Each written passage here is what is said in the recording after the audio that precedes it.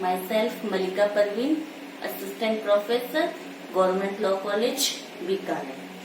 Civil प्रक्रिया संहिता PC में हम आज ऑर्डर 13 आदेश 13 पढ़ते हैं। आदेश 13 क्या कहता है?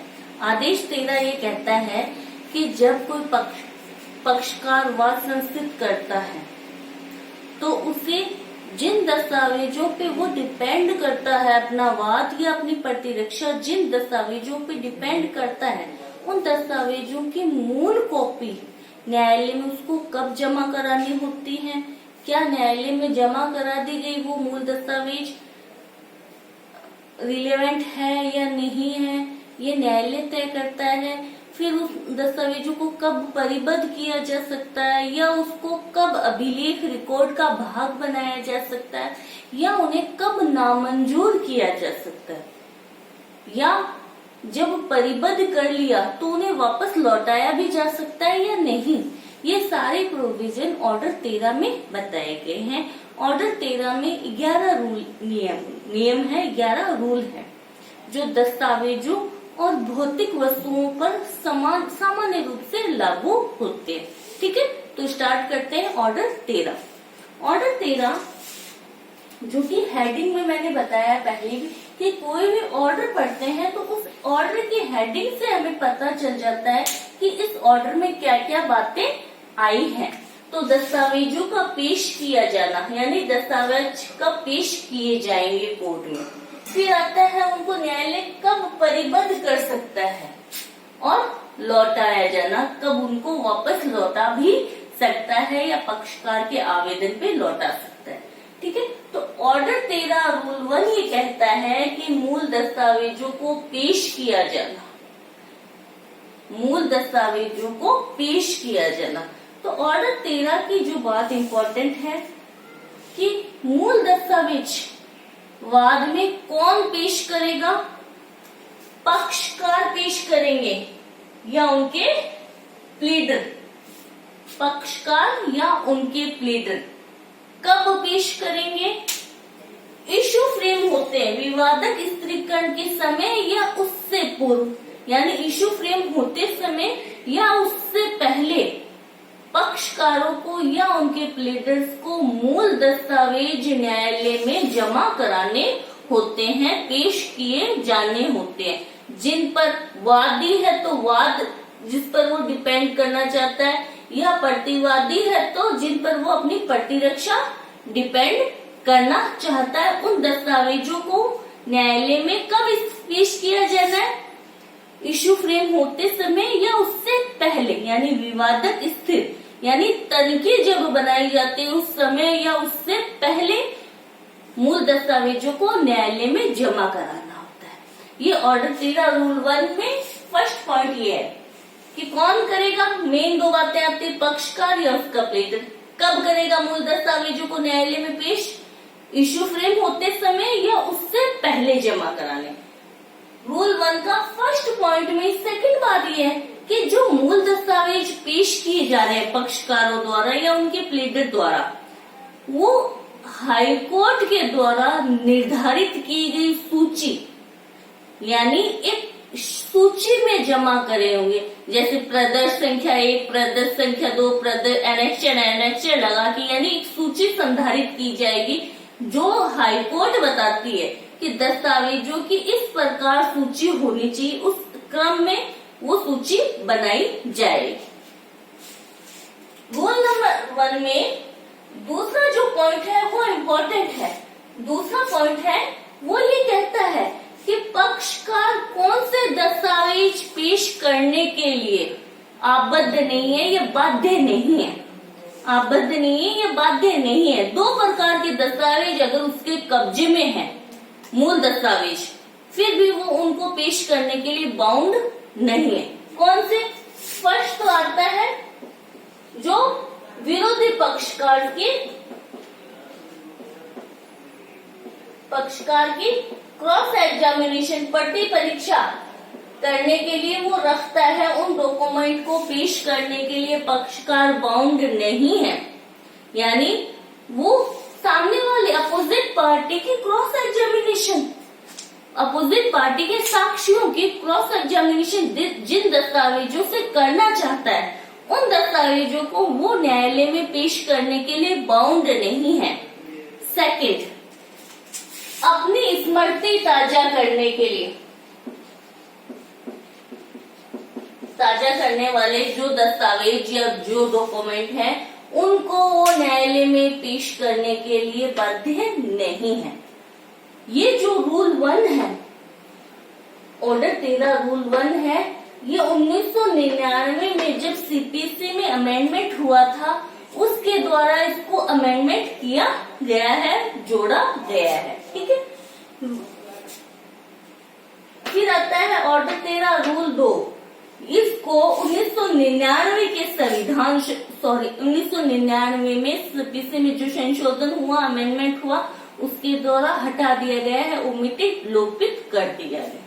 फिर आता है ऑर्डर 13 रूल 3 कि न्यायालय में पक्षकारों ने मूल दस्तावेज पेश कर दिए।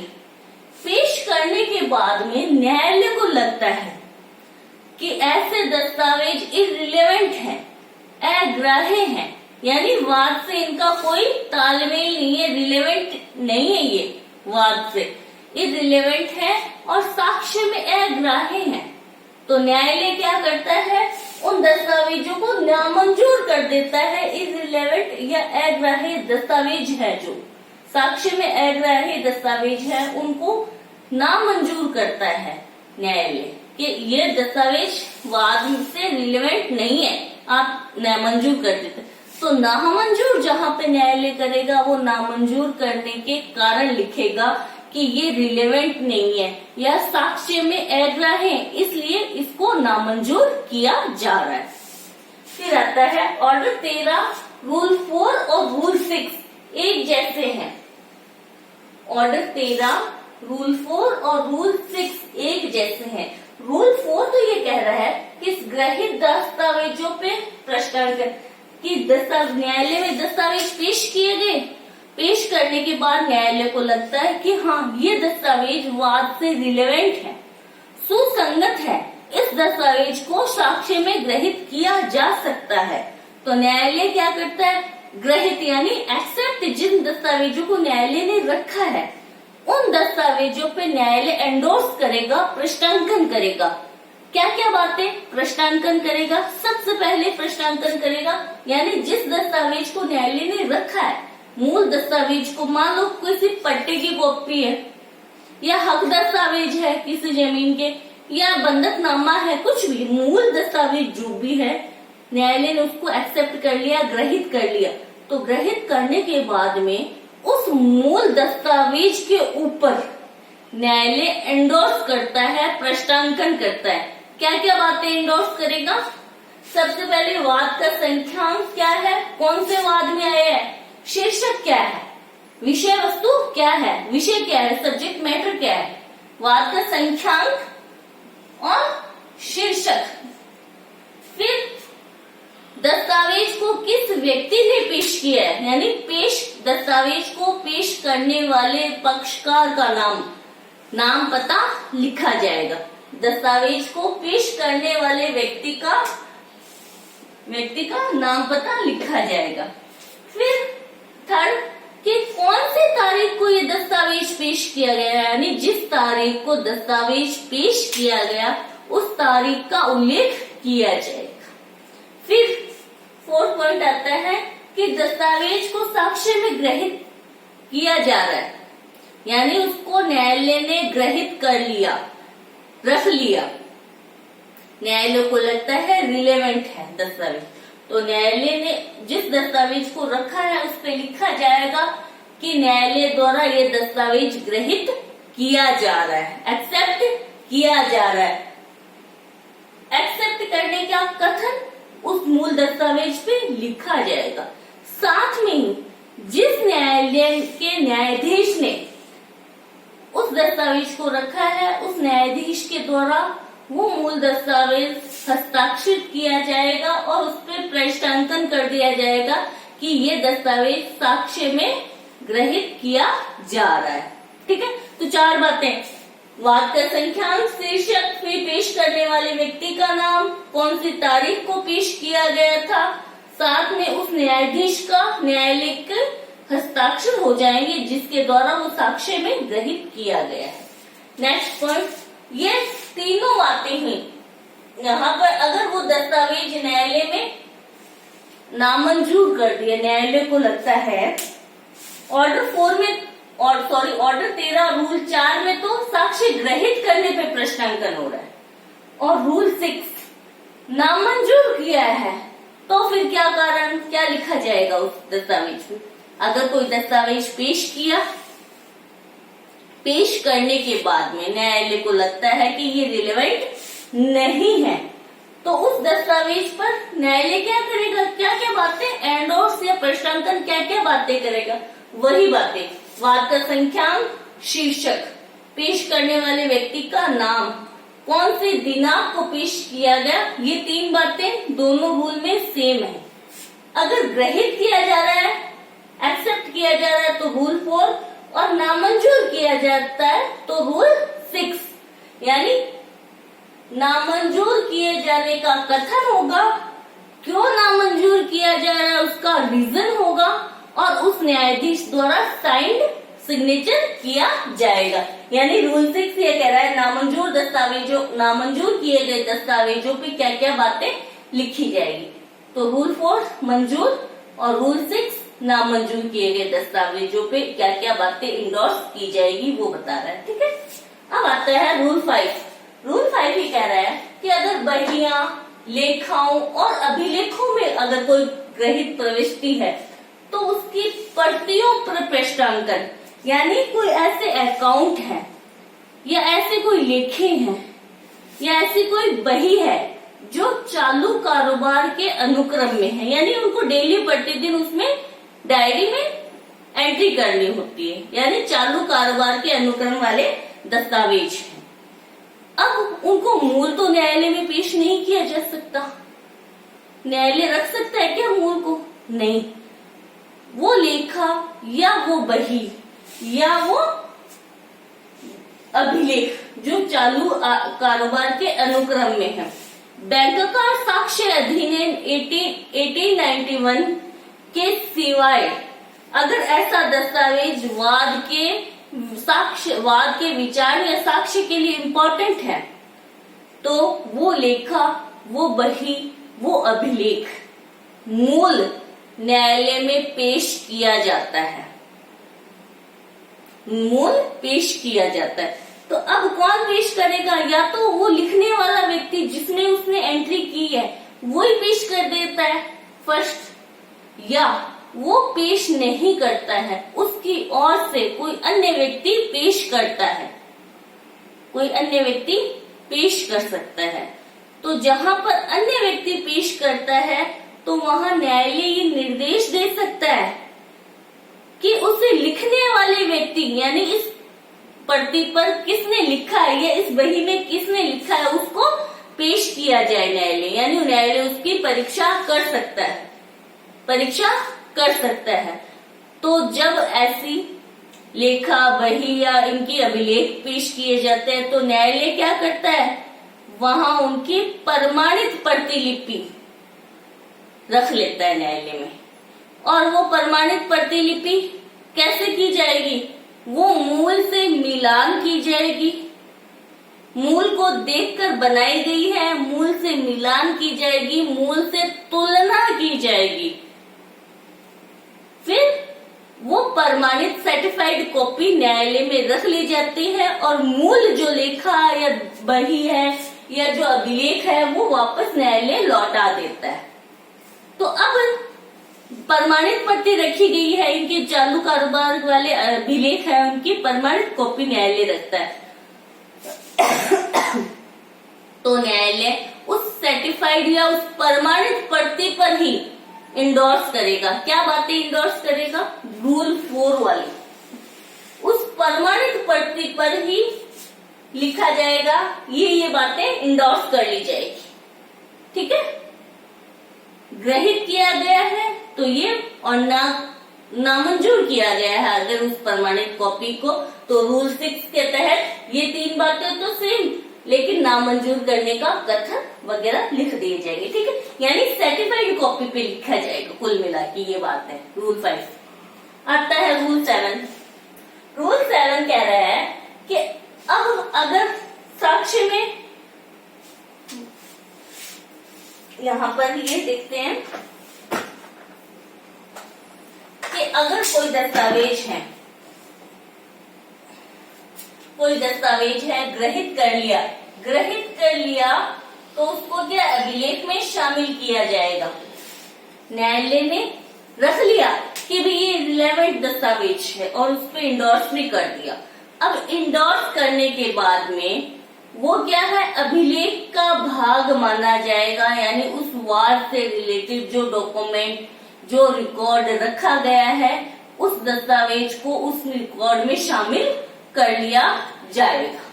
रूल 8 कह रहा है अब न्यायालय ने क्या अभिलेख यानी रिकॉर्ड में तो शामिल कर लिया, लेकिन न्यायालय को लगता है, रूल 8 में कह रहा है न्यायालय को लगता है कि दस्तावेज वाद का जब तक विचार चले तब तक न्यायालय में रखा जाना आवश्यक है।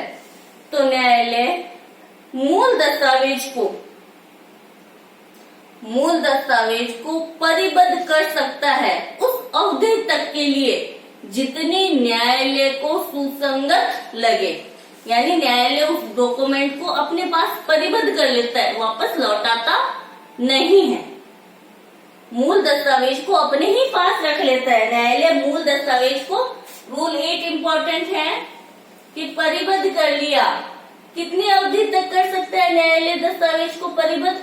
जितनी अवधि न्यायालय को युक्त लगे। अब न्यायालय उस रिकॉर्ड को परिबद्ध कर लेता है तो किसकी कस्टडी में रखेगा? न्यायालय के किसी अधिकारी की कस्टडी में उस दस्तावेज को अभिरक्षा में रखा जाएगा। ठीक है, रूल इम्पोर्टेंट 9 भी इम्पोर्टेंट है। रूल 9 ही कह रहा है कि दस्तावेज ग्रहित किया, कहाँ पे किया था? दस्तावेज को ग्रहित किया था ऑर्डर 13 रूल 4। अब ग्रहित कर लिया, उसे अभिलेख का भाग भी रूल 7 में बना दिया। बनाने के बाद में पेश करने वाले पक्षकारों को लगता है कि मुझे उस मूल दस्तावेज की आवश्यकता है। उसे पेश करने वाले पक्षकार को लगता है कि मुझे उस मूल दस्तावेज को, जिसमें रूल 1 में उसने मूल दस्तावेज पेश किया था, उसमें उसे लगता है कि अब मुझे उस मूल दस्तावेज की आवश्यकता है, तो वो उस मूल दस्तावेज को वापस प्राप्त करने के लिए न्यायालय में आवेदन कर सकता है। यानी न्यायालय में पेश किए गए मूल दस्तावेज को लौटाए जाने के लिए न्यायालय में पक्षकार आवेदन कर सकता है। कब तक कर सकता है? जब तक कि दस्तावेज को रूल 8 के तहत परिबद्ध न किया गया हो, यानी परिबद्ध करने से पहले उसको आवेदन करने का समय मिलता है। यानी कोई भी पक्षकार कब पेश लौटाने के लिए आवेदन करेगा? दस्तावेज को रूल 8 के तहत, ऑर्डर 13 रूल 8 के तहत परिबद्ध किए जाने से पहले वो आवेदन करेगा। अब उसके पास समय अवधि कितनी है, यानी वो कब तक उस दस्तावेज को वापस प्राप्त करने के लिए आवेदन कर सकता है, कब तक? तो इसमें 2 समय अवधि बताई है। अगर कहीं पर अपील अनुज्ञात है, यानी उस वाद में अपील हो रही है, सॉरी, अगर अपील अनुज्ञात नहीं है, फर्स्ट पॉइंट, अपील अनुज्ञात नहीं है, यानी उस वाद में अपील हो ही नहीं रही, वाद अंतिम हो गया। तो जब वाद अंतिम हो जाता है तब तक वाद का निपटारा अंतिम होने तक वो न्यायालय में आवेदन करके मूल दस्तावेज को वापस प्राप्त करने का आवेदन कर सकता है। इसमें सेकंड पॉइंट आया समय जहां पर अपील अनुज्ञात है, यानी किसी मामले की अपील हो सकती है तो उसमें अपील की नहीं गई हो, या अपील करने का निर्धारित समय अवधि बीत चुकी है, अपील की नहीं गई हो या निर्धारित समय अवधि बीत चुकी हो, या जहां पर अपील कर दी गई है तो अपील का अंतिम निपटारा होने तक, अपील का अंतिम निपटारा होने तक पक्षकार आवेदन कर सकता है कि मुझे वो मूल दस्तावेज वापस लौटा दीजिए। लेकिन परंतु भी दिया हुआ है इसने कि अगर इन 2 समय अवधि से पहले यानी वाद का अंतिम निपटारा होने से पहले या अपील का अंतिम निपटारा होने से पहले अगर कोई पक्षकार चाहता है इस समय अवधि से पहले ही वो मूल दस्तावेज को प्राप्त कर ले, तो उसे आवेदन करना होगा शपथ पत्र द्वारा।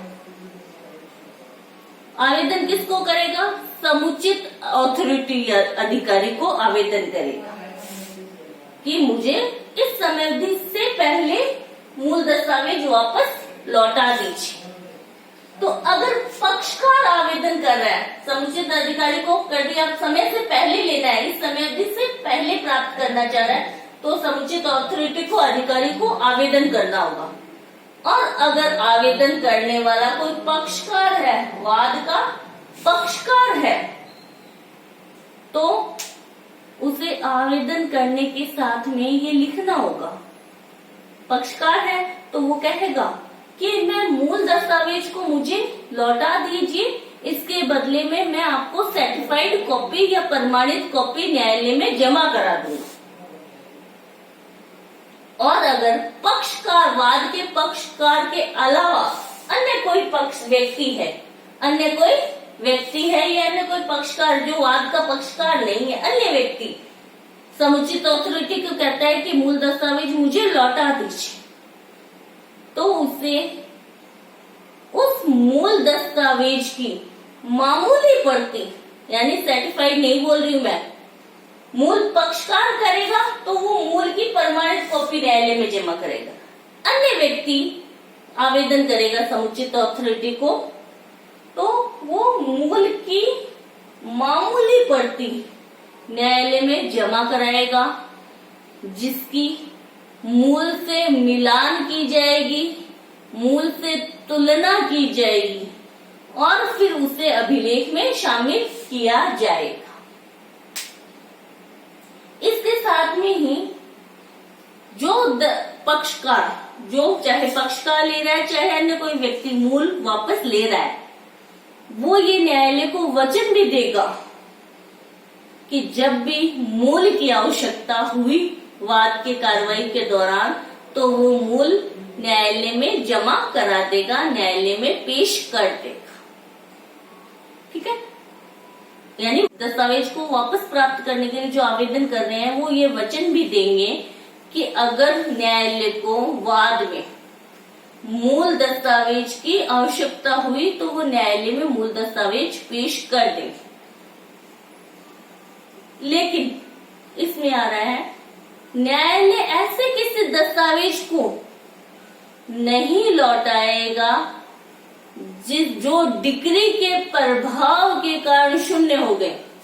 यानी एग्जाम्पल, जैसे ए और बी के बीच में वाद चल रहा है भूमि से रिलेटेड, ठीक है, भूमि से रिलेटेड। बी ने अपने दस्तावेज, हक दस्तावेज के मैं इसका मालिक हूँ, इस प्रॉपर्टी का मालिक मैं हूँ, ये वाले डॉक्यूमेंट जमा कराए, हक दस्तावेज जमा कराए, और न्यायालय ने क्या है, डिक्री दे दी कि इस लैंड का मालिक तो ए है, इस लैंड का मालिक तो ए है। तो फिर बी उन हक दस्तावेजों को जो मूल थे उनको वापस प्राप्त करने के लिए आवेदन नहीं कर सकता है। यानी न्यायालय ऐसे मूल दस्तावेज को वापस नहीं लौटाएगा जो उस डिक्री के प्रभाव को ही समाप्त कर दे, शून्य कर दे। यानी न्यायालय ने डिक्री दी थी ई के फेवर में, अगर वो दस्तावेज बी वाले लौटाता है तो उस डिक्री के प्रभाव को शून्य कर देगा वो, तो है ना। तो ऐसे दस्तावेज न्यायालय नहीं लौटाता। लास्ट पॉइंट इसी में आता है रूल लाइन में कि जो पक्षकार दस्तावेज को वापस प्राप्त कर रहे हैं वो इसकी रसीद भी देंगे न्यायालय को कि भी मैंने मूल दस्तावेज न्यायालय से वापस प्राप्त कर लिए। यानी वो एक स्लिप देंगे, रिसिप्ट देंगे, रसीद देंगे कि मैंने ये दस्तावेज इस वार्ड संख्या का ये वापस प्राप्त कर लिए। ठीक है। इसके बाद में आता है ऑर्डर 13 रूल 10। न्यायालय स्वयं अपने अभिलेखों में से या किसी अन्य न्यायालय के अभिलेखों में से भी कुछ रिकॉर्ड अभिलेख डाटा मंगवा सकता है। कब मंगवाएगा? न्यायालय या तो सुओ मोटो स्व प्रेरणा से या किसी भी पक्षकार के आवेदन पे, आवेदन के साथ में शपथ पत्र एफिडेविट लगा हुआ होना आवश्यक है। शपथ पत्र लगा हुआ होना आवश्यक है जिसमें उस आवेदन में पक्षकार ये लिखेंगे कि ये दस्तावेज वाद के विचारण के लिए आवश्यक है तथा पक्षकार अयुक्तियुक्त विलंब के बिना या अयुक्तियुक्त व्यय के बिना, यानी ज्यादा व्यय हो जाएगा उसको प्राप्त करने में, तो बिना अयुक्तियुक्त विलंब या व्यय के बिना न्याय पक्षकार उसको प्राप्त नहीं कर पा रहे तो वो न्यायालय से आवेदन करेंगे कि वो दस्तावेज वाद के विचारण के लिए आवश्यक है। आप या तो अपने रिकॉर्ड्स में से उस दस्तावेज को मंगाइए, मूल दस्तावेज को, या किसी अन्य न्यायालय में कोई वाद है, कोई कार्रवाई है जिसमें वो दस्तावेज पेश किया गया है, मूल दस्तावेज, उसे आप मंगाइए। और न्यायालय अगर पक्षकारों के आवेदन से संतुष्ट होता है तो अपने रिकॉर्ड या अन्य न्यायालय के रिकॉर्ड्स में से वो मूल दस्तावेज को मंगवा सकता है। लास्ट आता है ऑर्डर 13 रूल 11 कि ये सब दस्तावेजों से रिलेटेड बातें थी कि दस्तावेज को कब पेश किया जाना है, नामंजूर कब करेगा, मंजूर किया है तो क्या करेगा, और कब उसको परिबद्ध किया जा सकता है, कब लौटाया जाता है। ये सारे के सारे प्रोविजन भौतिक पदार्थों पर भी लागू होते हैं, भौतिक वस्तुओं या भौतिक पदार्थों पर भी लागू। यानी भौतिक पदार्थ कब पेश किया जाना है, कब वो एक्सेप्ट किया जा सकता है, कब उसको नामंजूर किया जा सकता है, कब उसको अभिलेख रिकॉर्ड का भाग बनाया जा सकता है, कब उसको परिबद्ध किया जा सकता है, कब उसको वापस लौटाए जाने का आवेदन किया जा सकता है। यानी ऑर्डर 13 रूल 1 से लेके रूल 10 तक के सारे प्रोविजन भौतिक पदार्थों पर भी एज इट इज लागू होते हैं। तो ये था ऑर्डर 13, दस्तावेजों को पेश किया जाना, परिबद्ध किया जाना और लौटाया जाना। क्यों पेश किए जा रहे हैं दस्तावेज यहाँ पर? ताकि न्यायालय इशू जो फ्रेम करता है वो आसानी से इशू फ्रेम कर ले और कोई दूसरा पक्षकार फॉर्जरी तो नहीं कर रहा, कोर्ट रचित दस्तावेज तो पेश नहीं कर रहा। यानी अपने विचारण के क्षेत्र को सीमित करने और फेयर ट्रायल करने, उचित विचारण करने के लिए न्यायालय मूल दस्तावेजों को विवादक स्त्रीकरण से पहले ही प्राप्त करने का प्रोविजन किया गया है। Thank you so much.